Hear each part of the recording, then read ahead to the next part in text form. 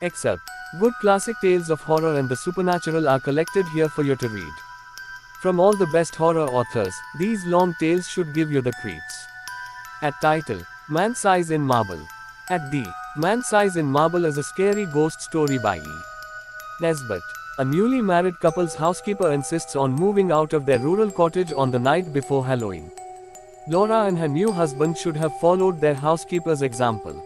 This story has some mushy Victorian dialogue, but it is a real shocker. At content, although every word of the story is as true as despair, I do not expect people to believe it. Nowadays a rational explanation is required before belief is possible. Let me then, at once, offer the rational explanation, which finds most favor among those who have heard the tale of my life's tragedy. It is held that we were under a delusion, Laura and I, on that 31st of October, and that the supposition places the whole matter on a satisfactory and believable basis. The reader can judge, when he, too, has heard my story, how far this is an explanation, and in what sense it is rational. There were three who took part in this, Laura and I and another man. The other man still lives, and can speak to the truth of the least credible part of my story. I never in my life knew what it was to have as much money as I required to supply the most ordinary needs, good colors, books, and cab fares, and when we were married we knew quite well that we should only be able to live it all by strict punctuality and attention to business. I used to paint in those days, and Laura used to write, and we felt sure we could keep the pot at least simmering. Living in town was out of the question, so we went to look for a cottage in the country, which should be at once sanitary and picturesque. So rarely do these two qualities meet in one cottage that our search was for some time quite fruitless. We tried advertisements, but most of the desirable rural residences which we did look at proved to be lacking in both essentials, and when a cottage chanced to have drains it always had stucco as well and was shaped like a tea caddy. And if we found a vine or rose-covered porch, corruption invariably lurked within. Our minds got so befogged by the eloquence of house agents and the rival disadvantages of the fever traps and outrages to beauty which we had seen and scorned, that I very much doubt whether either of us, on our wedding morning, knew the difference between a house and a haystack. But when we got away from friends and house agents, on our honeymoon, our wits grew clear again, and we knew a pretty cottage when at last we saw one. It was at Brenzett, a little village set on a hill over against the southern marshes. We had gone there, from the seaside village where we were staying, to see the church, and 2 fields from the church we found this cottage. It stood quite by itself, about 2 miles from the village. It was a long, low building, with rooms sticking out in unexpected places. There was a bit of stonework, ivy-covered and moss-grown, just 2 old rooms, all that was left of a big house that had once stood there, and round the stonework the house had grown up. Stripped of its roses and jasmine it would have been hideous. As it stood it was charming, and after a brief examination we took it. It was absurdly cheap. The rest of our honeymoon we spent in grubbing about in second-hand shops in the county town, picking up bits of old oak and Chippendale chairs for our furnishing. We wound up with a run up to town and a visit to Liberty's, and soon the low oak beamed. Lattice-windowed rooms began to be home. There was a jolly old-fashioned garden, with grass paths, and no end of hollyhocks and sunflowers, and big lilies. From the window you could see the marsh pastures, and beyond them the blue, thin line of the sea. We were as happy as the summer was glorious, and settled down into work sooner than we ourselves expected. I was never tired of sketching the view in the wonderful cloud effects from the open lattice, and Laura would sit at the table and write verses about them, in which I mostly played the part of foreground. We got a tall old peasant woman to do for us. Her face and figure were good, though her cooking was of the homeliest, but she understood all about gardening, and told us all the old names of the coppices and cornfields, and the stories of the smugglers and highwaymen, and, better still, of the things that walked, and of the sights which met one in lonely glens of a starlight night. She was a great comfort to us, because Laura hated housekeeping as much as I loved folklore, and we soon came to leave all the domestic business to Mrs. Dorman, and to use her legends in little magazine stories which brought in the jingling guinea. We had 3 months of married happiness, and did not have a single quarrel. One October evening I had been down to smoke a pipe with the doctor, our only neighbor, a pleasant young Irishman. Laura had stayed at home to finish a comic sketch of a village episode for the monthly Maplot. I left her laughing over her own jokes, and came in to find her a crumpled heap of pale muslin weeping on the window seat. Good heavens, my darling, what's the matter? I cried, taking her in my arms. She leaned her little dark head against my shoulder and went on crying. I had never seen her cry before. We had always been so happy, you see, and I felt sure some frightful misfortune had happened. What is the matter? Do speak. It's Mrs. Dorman, she sobbed. What has she done? I inquired, immensely relieved. She says she must go before the end of the month, and she says her niece is ill. She's gone down to see her now, but I don't believe that's the reason, because her niece is always ill. I believe someone has been setting her against us. Her manner was so queer. Never mind, I said, whatever you do, don't cry, or I shall have to cry too, to keep you in countenance, and then you'll never respect your man again. She dried her eyes obediently on my handkerchief, and even smiled faintly. But you see, she went on, it is really serious, because these village people are so sheepy, and if one won't do a thing you may be quite sure none of the others will. And I shall have to cook the dinners, and wash up the hateful greasy plates, and you'll have to carry cans of water about, and clean the boots and knives, and we shall never have any time for work, or earn any money, or anything. We shall have to work all day, and only be able to rest when we are waiting for the kettle to boil. I represented to her that even if we had to perform these duties, the day would still present some margin for other toils and recreations. But she refused to see the matter in any but the greyest light. She was very unreasonable, my Laura, but I could not have loved her any more if she had been as reasonable as Whately. I'll speak to Mrs. Dorman when she comes back, and see if I can't come to terms with her, I said. Perhaps she wants a rise in her screw. It will be all right. Let's walk up to the church. The church was a large and lonely one, and we loved to go there, especially upon bright nights. The path skirted a wood, cut through it once, and ran along the crest of the hill through 2 meadows, and round the churchyard wall, over which the old yews loomed in black masses of shadow. This path, which was partly paved, was called the Bier Balk, for it had long been the way by which the corpses had been carried to burial. The churchyard was richly turved, and was shaded by great elms which stood just outside and stretched their majestic arms in benediction over the happy dead. A large, low porch let one into the building by a Norman doorway and a heavy oak door studded with iron. Inside, the arches rose into darkness, and between them the reticulated windows, which stood out white in the moonlight. The screech she let out of her as she banged the durry to, brought the family running from downstairs, and the boys slammed open the door to get at the chap, but there wasn't a speck of him. It's a rat she saw, says Mrs. Leftwich, downstairs with the lot of you, or I'll give you the lint of my slipper, and open that durry again if you dare. Down they went, Nora bawling and the old woman pushing her, and nothing more happened that day till the night. Half a dozen of the little ones slept in the same room with their mother to save the light and be under control and getting on for 12 o'clock. The old woman, snoring with her mouth wide, was woke from her slappy by one of the childer. Mummy, says he, listen to the bagpipes. She lifted herself on her elbow, but, faith, she could have heard it with her head under the clothes, for the drone of the pipes filled the house coming from the middle bedroom. Next minute the whole lither of them was in the passage, the old woman with a Gatheran candle in her hand, and as they stood there keeping time with their teeth to the tune of the pipes, the noise of it suddenly let off and the handle of the middle bedroom durry began to turn. They didn't wait to see what was coming out. No, Your Honor, you may bet your life they didn't. There was half of them under their beds the lint of that night, and next morning they began to pack to go back to Dublin, getting their old traps together and stripping the garden to take back with them in hampers.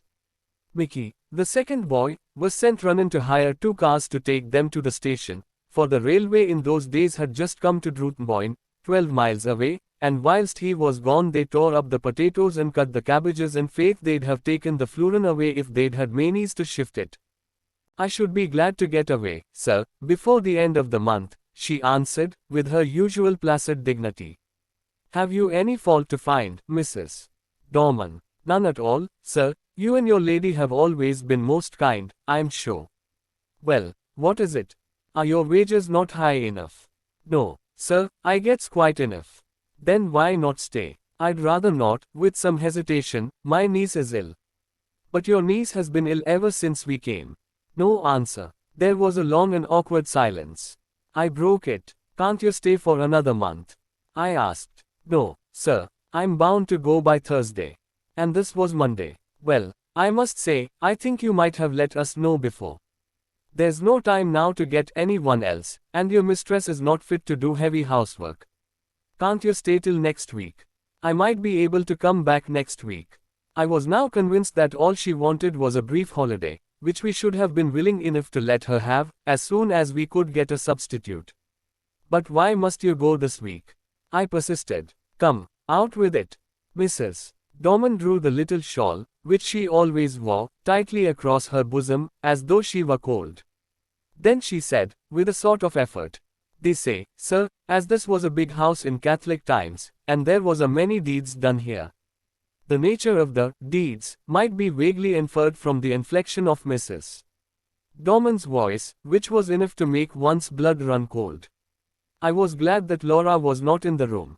She was always nervous, as highly strung natures are, and I felt that these tales about a house, told by this old peasant woman, with her impressive manner and contagious credulity, might have made our home less dear to my wife. Tell me all about it, Mrs. Dorman. I said, you needn't mind about telling me. I'm not like the young people who make fun of such things. Which was partly true. Well, sir, she sank her voice, you may have seen in the church, beside the altar, 2 shapes. You mean the effigies of the knights in armor, I said cheerfully. I mean them 2 bodies, drawed out man-size in marble, she returned, and I had to admit that her description was 1,000 times more graphic than mine, to say nothing of a certain weird force and uncanniness about the phrase, drawed out man-size in marble. They do say, as on All Saints' Eve them 2 bodies sits up on their slabs, and gets off of them, and then walks down the aisle, in their marble, another good phrase, Mrs. Dorman, and as the church clock strikes 11 they walks out of the church door, and over the graves, and along the beer balk, and if it's a wet night there's the marks of their feet in the morning. And where do they go? I asked, rather fascinated. They comes back here to their home, sir, and if any one meets them. Well, what then? I asked. But no, not another word could I get from her, save that her niece was ill and she must go. After what I had heard I scorned to discuss the niece, and tried to get from Mrs. Dorman more details of the legend. I could get nothing but warnings. Whatever you do, sir, lock the door early on All Saints' Eve, and make the cross sign over the doorstep and on the windows. But has anyone ever seen these things? I persisted. That's not for me to say. I know what I know, sir. Well, who was here last year? No one, sir. The lady as owned the house only stayed here in summer, and she always went to London a full month afore the night. And I'm sorry to inconvenience you and your lady, but my niece is ill and I must go on Thursday. I could have shaken her for her absurd reiteration of that obvious fiction, after she had told me her real reasons. She was determined to go, nor could our united entreaties move her in the least. I did not tell Laura the legend of the shapes that walked in their marble, partly because a legend concerning a house might perhaps trouble my wife, and partly, I think, from some more occult reason. This was not quite the same to me as any other story, and I did not want to talk about it till the day was over. I had very soon ceased to think of the legend, however. I was painting a portrait of Laura, against the lattice window, and I could not think of much else. I had got a splendid background of yellow and grey sunset, and was working away with enthusiasm at her lace. On Thursday Mrs. Dorman went. She relented, at parting, so far as to say, "Don't you put yourself about too much, ma'am, and if there's any little thing I can do next week, I'm sure I shan't mind." From which I inferred that she wished to come back to us after Halloween. Up to the last she adhered to the fiction of the niece with touching fidelity. Thursday passed off pretty well. Laura showed marked ability in the matter of steak and potatoes, and I confess that my knives, and the plates, which I insisted upon washing, were better done than I had dared to expect. Friday came. It is about what happened on that Friday that this is written. I wonder if I should have believed it, if any one had told it to me. I will write the story of it as quickly and plainly as I can. Everything that happened on that day is burnt into my brain. I shall not forget anything, nor leave anything out. I got up early, I remember, and lighted the kitchen fire, and had just achieved a smoky success, when my little wife came running down, as sunny and sweet as the clear October morning itself. We prepared breakfast together, and found it very good fun. The housework was soon done, and when brushes and brooms and pails were quiet again, the house was still indeed. It is wonderful what a difference one makes in a house. We really missed Mrs. Dorman, quite apart from considerations concerning pots and pans. We spent the day in dusting our books and putting them straight, and dined gaily on cold steak and coffee. Laura was, if possible, brighter and gayer and sweeter than usual, and I began to think that a little domestic toil was really good for her. We had never been so merry since we were married, and the walk we had that afternoon was, I think, the happiest time of all my life. When we had watched the deep scarlet clouds slowly pale into leaden grey against a pale green sky, and saw the white mists curl up along the hedgerows in the distant mass, we came back to the house, silently, hand in hand. "You are sad, my darling," I said, half jestingly, as we sat down together in our little parlor. I expected a disclaimer, for my own silence had been the silence of complete happiness. To my surprise she said, "Yes, I think I am sad, or rather I am uneasy. I don't think I am very well.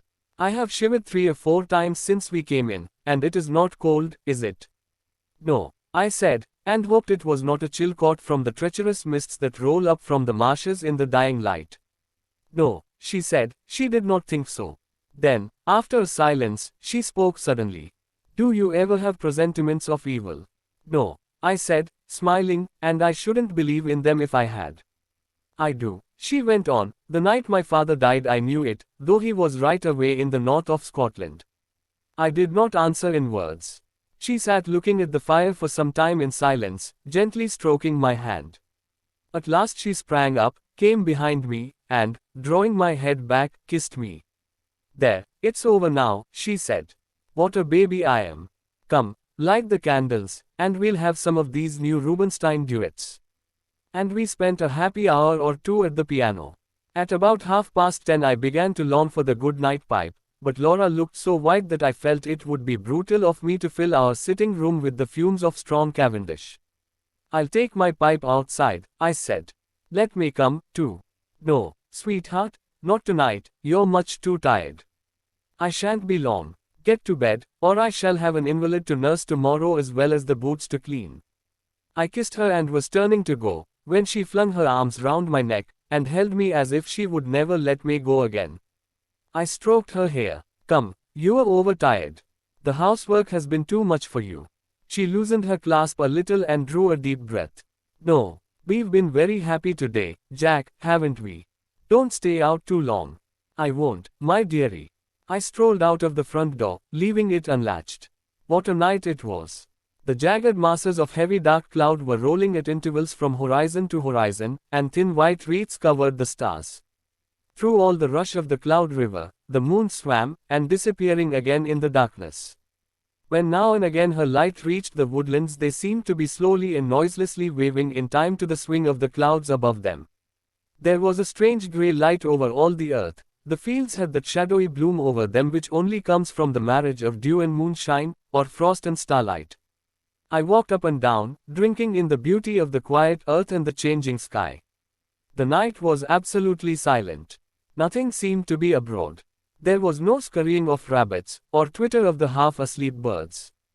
And though the clouds went sailing across the sky, the wind that drove them never came low enough to rustle the dead leaves in the woodland paths. Across the meadows I could see the church tower standing out black and grey against the sky. I walked there thinking over our 3 months of happiness, and of my wife, her dear eyes, her loving ways.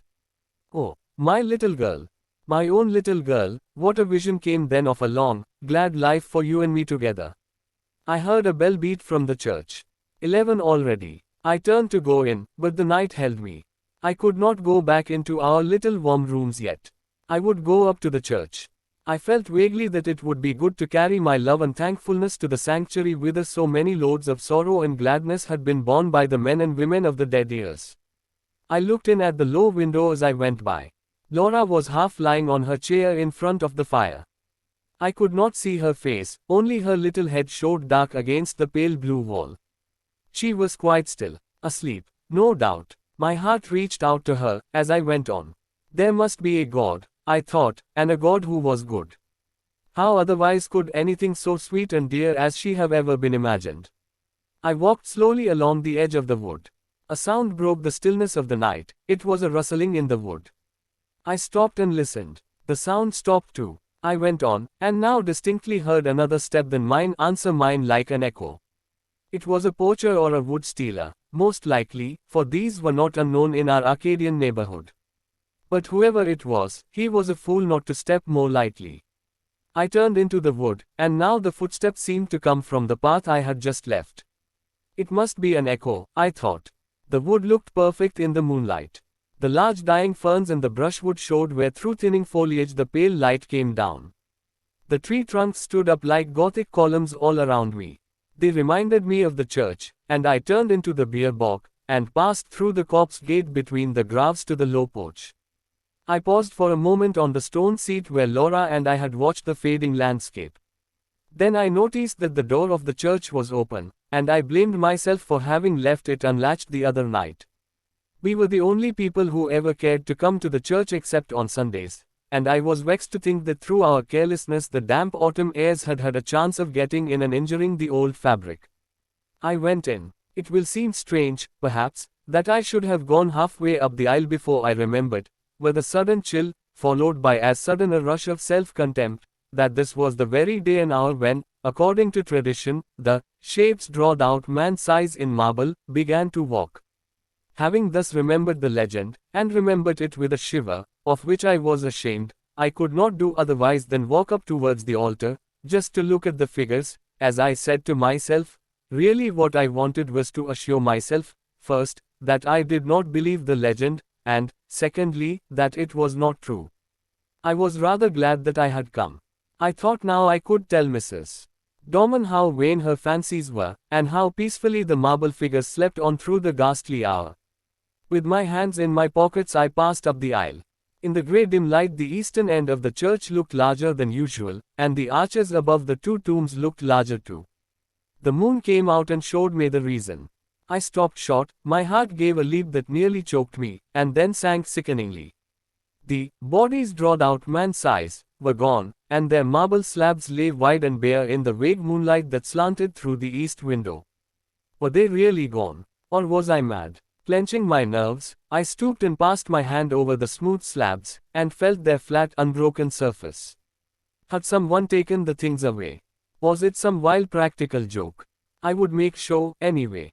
In an instant I had made a torch of a newspaper, which happened to be in my pocket, and lighting it held it high above my head. Its yellow glare illumined the dark arches and those slabs. The figures were gone, and I was alone in the church, or was I alone? And then a horror seized me, a horror indefinable and indescribable, an overwhelming certainty of supreme and accomplished calamity. I flung down the torch and tore along the aisle and out through the porch, biting my lips as I ran to keep myself from shrieking aloud. Oh, was I mad, or what was this that possessed me? I leaped the churchyard wall and took the straight cut across the fields, led by the light from our windows. Just as I got over the first stile, a dark figure seemed to spring out of the ground. Mad still with that certainty of misfortune, I made for the thing that stood in my path, shouting, "Get out of the way, can't you?" But my push met with a more vigorous resistance than I had expected. My arms were caught just above the elbow and held as in a vice, and the raw-boned Irish doctor actually shook me. "Would ye?" he cried, in his own unmistakable accents. "Would ye, then?" "Let me go, you fool," I gasped. "The marble figures have gone from the church, I tell you they've gone." He broke into a ringing laugh. "I'll have to give ye a draft tomorrow, I see. You've been smoking too much and listening to old wives' tales. I tell you, I've seen the bare slabs. Well, come back with me. I'm going up to old Palmer's, his daughter's ill, we'll look in at the church and let me see the bare slabs." "You go, if you like," I said, a little less frantic for his laughter. "I'm going home to my wife." "Rubbish, man," said he, "d'ye think I'll permit of that?"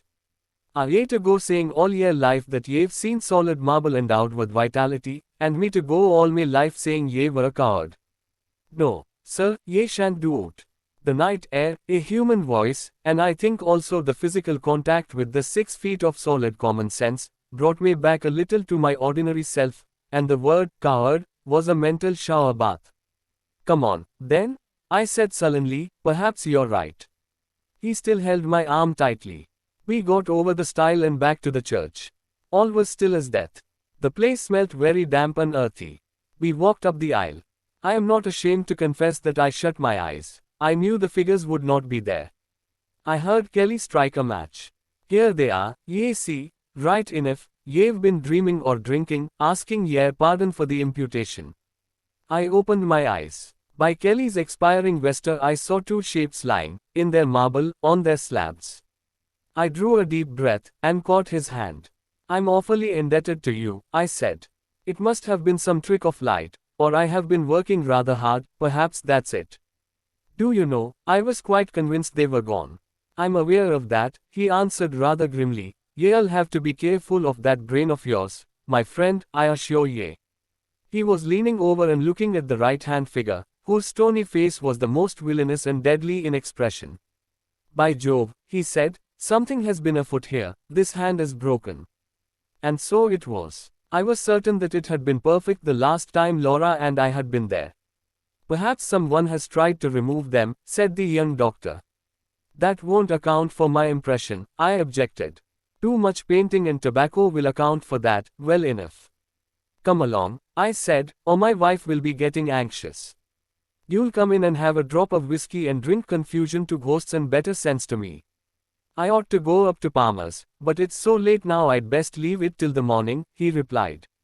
I was kept late at the Union, and I've had to see a lot of people since. All right, I'll come back with ye. I think he fancied I needed him more than did Palmer's girl, so, discussing how such an illusion could have been possible, and deducing from this experience large generalities concerning ghostly apparitions, we walked up to our cottage. We saw, as we walked up the garden path, that bright light streamed out of the front door, and presently saw that the parlor door was open too. Had she gone out? Come in, I said, and Dr. Kelly followed me into the parlor. It was all ablaze with candles, not only the wax ones, but at least a dozen guttering, glaring tallow dips, stuck in vases and ornaments in unlikely places. Light, I knew, was Laura's remedy for nervousness. Poor child, why had I left her? Proved that I was. We glanced round the room, and at first we did not see her. The window was open, and the draught set all the candles flaring one way. Her chair was empty and her handkerchief and book lay on the floor.